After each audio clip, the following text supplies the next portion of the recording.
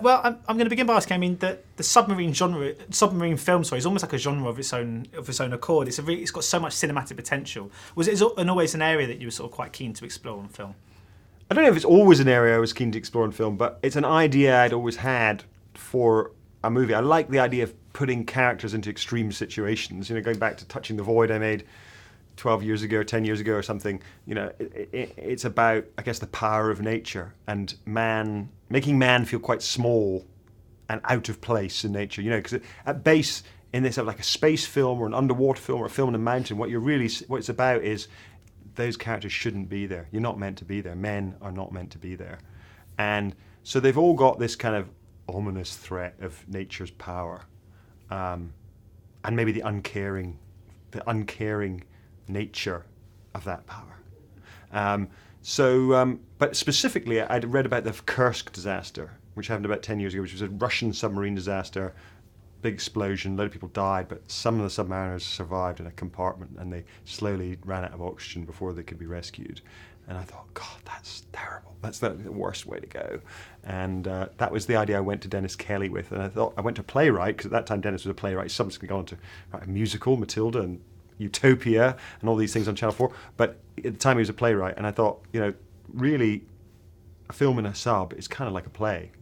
You've got one location, and it very quickly becomes about human nature. Yeah. And because I was wondering as well, I mean, there is... Because amidst the kind of the tropes almost of the thriller genre, it's a kind of intimate character study of these men. Was it quite difficult to find that kind of strand of intimacy amidst the sort of the more grandiose elements, I suppose, of the narrative? Well, I don't know. We wanted to combine, I guess, two genres in that respect. It is this kind of heist movie in some respects, but it's also a kind of 70s dark character study. It's a film that we looked at was William Friedkin's Sorcerer, which is a remake in itself of a movie called The Wages of Fear, famous French film from the early 60s. And but Sorcerer was a film that I showed to the cast and the crew and said, this is what we're trying to do. This is the kind of characters you like. So I think we try to combine those two things. I hope that really the film works as a kind of a nail-biting thriller, and that you're on the edge of your seat with suspense, wanting to know what the hell's going to happen next, and are these guys going to survive? But that afterwards, maybe as you're thinking about it, you sort of think about the character aspects of it and maybe the thematic aspects of it.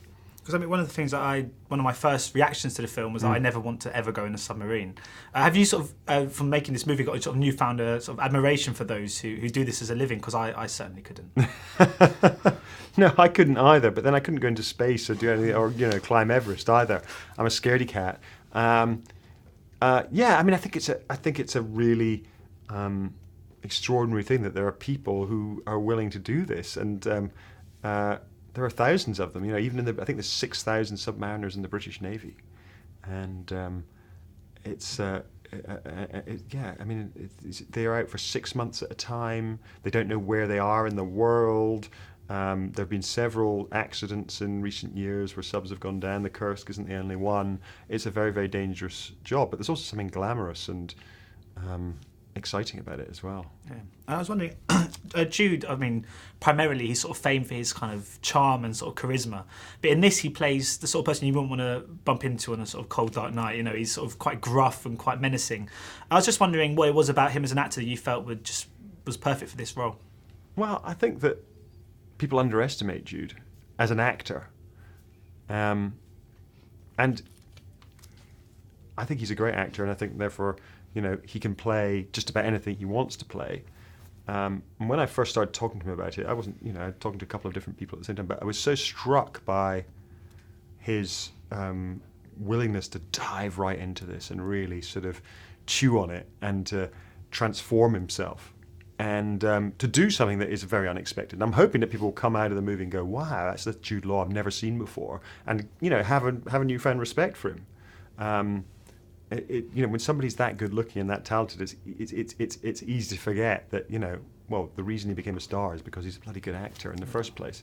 And I think at the same time as he was doing this film, he was preparing for Henry V on stage, Michael Grandage's production, and we felt that there was something very similar about those two things, actually, because Henry V is about the boy prince becoming a king. Can he develop the authority of a man?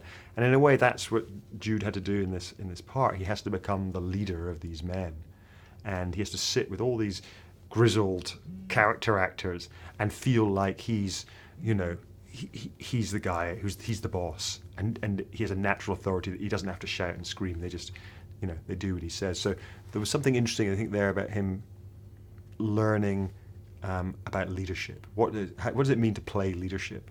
Yeah, and just my final question is, since 2006 with the Last King of Scotland, you've consistently alternated between documentary and feature film. So I was just wondering, does that mean we're going to have a documentary from you next? Yeah, I'm working on a couple of different documentaries. I'm doing something in China, which is about an artist, a Chinese artist, and I mean, it's about more than that, but it's following a Chinese artist. And I've been out in China a lot recently, and I'm also doing something with Brian Cox, scientist Brian Cox, which is going to be on at the Manchester International Festival, which is a kind of documentary stroke planetarium experience, a kind of stroke big theatre show, but it's using this brand new technology called Magic Leap technology, which you're going to be hearing a lot about in the near future. And this is going to be the first public showing of this new technology, which is just had $600 million invested in it by Google and other people, which is a way of a new form of 3D, basically, where you wear some glasses and I can see the room around me as it exists, but I can place 3D objects around the real world. So we're going to do that at Manchester next summer. Oh wow, sounds fascinating. Right, brilliant. Well, thank you so much for your time today. It's been a real pleasure. Pleasure. Thank you. Nice to see you. Cheers. Ladies and gentlemen, you're watching Hey You Guys! Hey You Guys, huh? Hey, you guys. Is that from the Goonies? It is indeed, yeah. Nice. Hey